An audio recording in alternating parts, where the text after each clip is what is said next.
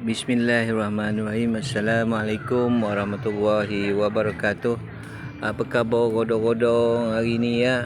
Didoakan semoga semuanya di dalam lindungan Allah, dipermudahkan segala urusan dan dilimpahi dengan rezeki yang melimpah. Amin ya rabbal alamin. Rodong-rodong, hari ni kita akan cuba meninjau sedikit tentang perkembangan banjir di daerah Temerloh, khususnya di Tanjung Keramat Temerloh ya. Moh kita.